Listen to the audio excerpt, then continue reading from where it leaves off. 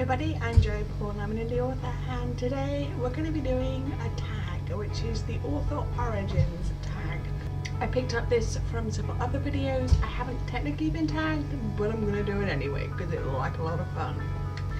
So here we go. This tag was created by Evie Driver. I'm going to link her channel in the description below, and it's basically a bunch of questions and I'm going to get to them.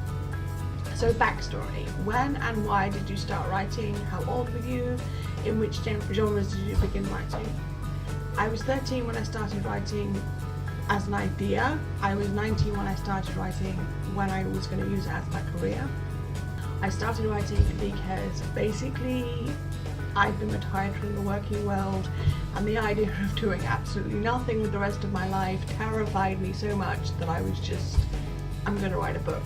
The first book I wrote was a psychological thriller. It was always young adult. It was always going to be young adult. But I also wrote sort of a novella, adventure, fantasy kind of thing. Protagonist. What was your first main character like? How has your taste / muses changed since then? Tally was my first main character, and she was sassy, opinionated, snobby, and just very sarcastic and very kind of difficult. She was really easy to write. It was basically channeling my inner 15-year-old. I was only 19 at the time, so it wasn't that hard. My taste in muses have changed since then. I've got some more of the spectrum of teenagers rather than just sticking with one mold and calling them something different. Since then, I've written male protagonists, I've written disabled protagonists, I've written different kinds of protagonists, and I feel like my tastes have changed quite a lot. When I think about Tara, who was the next one after Tally, Tara was very similar to Tally, but as I wrote her, she grew and changed into something completely different, so that was good. Antagonist. What was the worst writing advice or feedback you ever received? What was your first rejection or confidence breaking experience like? I've had some bad writing advice in the past, but at this moment I can't think of any. Feedback was things like, oh, you shouldn't include real life stuff in books because you're writing a young adult and therefore you'll be telling teenagers to do whatever you're doing. And it's just that at the time I was kind of like, but it's fiction, and yeah. So he was basically telling me to not do any research because then the stuff in my book would be real and the teenagers would go and do the real things and then I'd be to blame for all the problems from the real things. It was, yeah.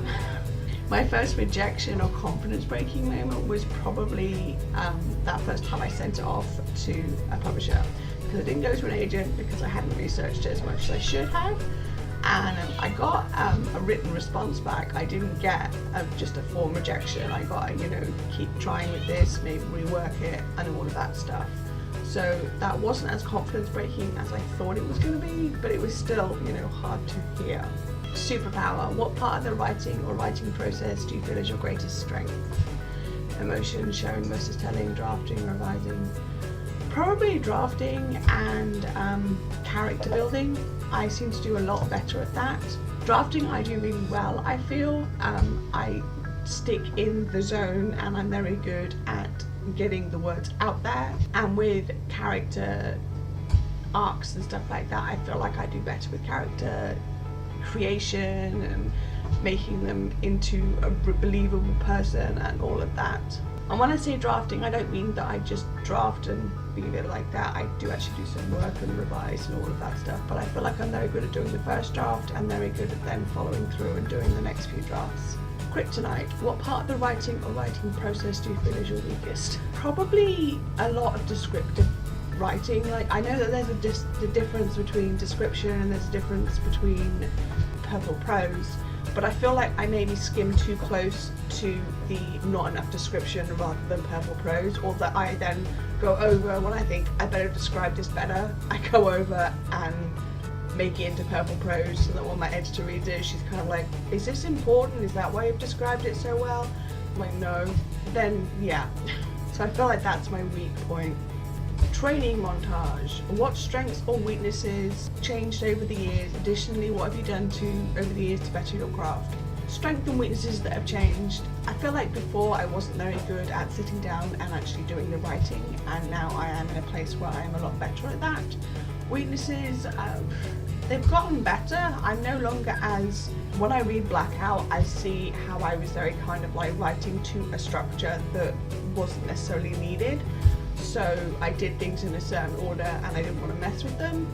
So now I'm better at playing around with that kind of thing. What have I done over the years to express my craft? I've written a lot. I've done creative writing classes. I've read a ton. I've looked into styles and stuff like that, and just I've honed my craft, I feel. Weapon of choice. What programs have you used over your writing journey? What is your favourite right now and why?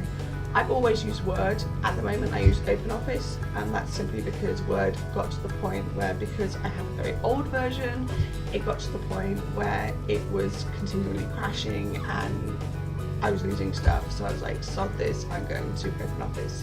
However, I do prefer Word for formatting and stuff like that, because OpenOffice is pretty lacking in that respect.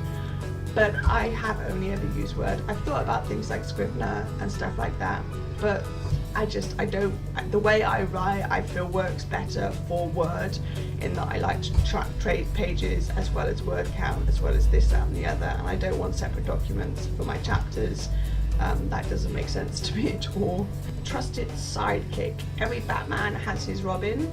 What is your favourite companion to cuddle or consume while writing? Has this changed over the years? If so, does this also differ from daytime to nighttime? I will always have tea because that's just needed, but I'll generally have one of these, which she jumped up at just the right time. She'll sit with me while I write. There are videos of me like writing around her because she sits in my lap. But yeah, I'll drink tea and I'll usually have a cat on my lap, and that hasn't really changed over the years. In the night time I'll probably have less cats, but I don't generally write late into night anymore. I used to, but I don't anymore. Zero to hero. When you first began this story, what level of success did you imagine for yourself? Is it where you are currently out in your writing journey, heading for the destination, and not how has your dream evolved over the years?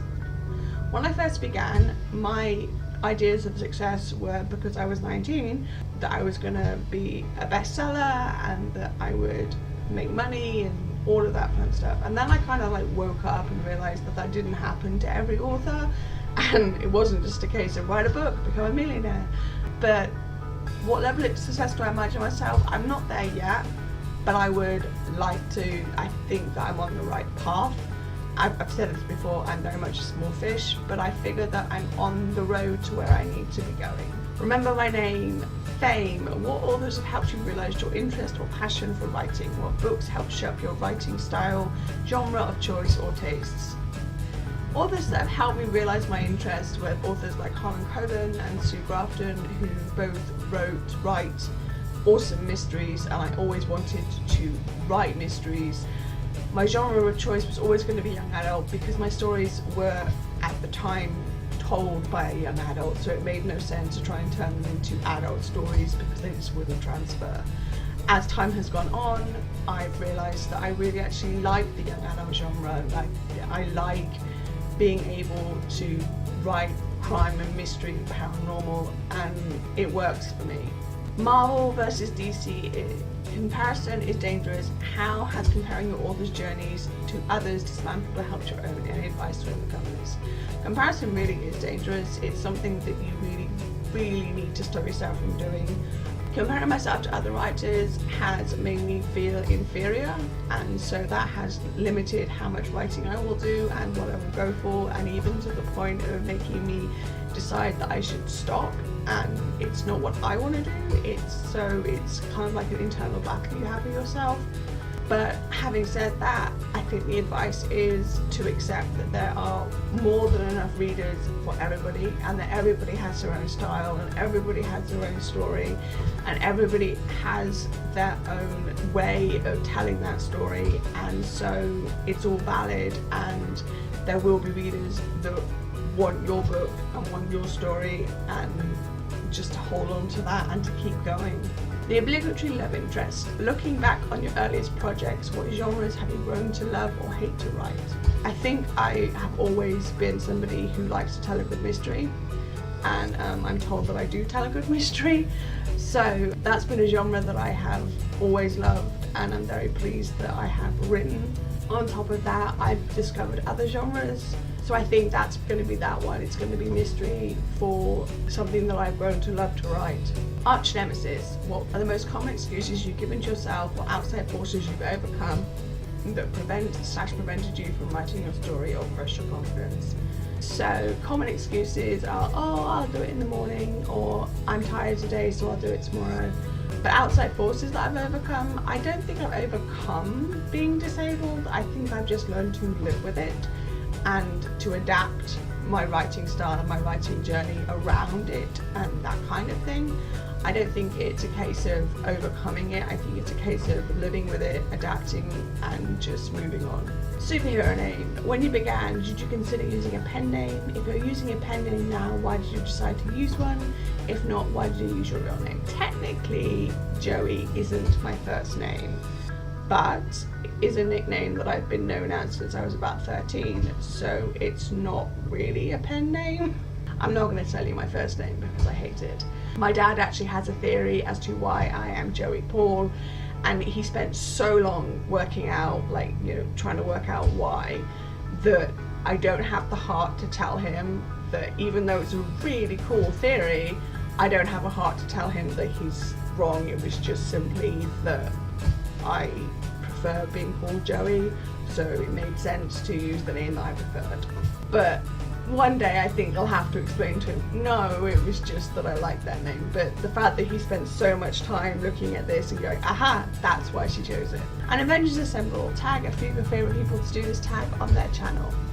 I tag Erin Kinsella, Julie from Pages and Pens, and Bella Rose Pope. I will link all of their channels in the description below. So that's the author origins tag and all the stories about where I've come from and what I've done and all the rest of it. I really enjoyed doing this tag, and feel free to do it if I didn't tag you. It's a good tag to do. So that's all I've got time for today. If you want to get in touch with me, you can leave a comment or subscribe. I post videos on Thursdays and sometimes on Sundays too. You can find me all over social media, and don't forget to check out Dark 2018, where I'll be signing books in October. All the links to which are listed below. Thanks for watching, and remember to keep writing. Bye.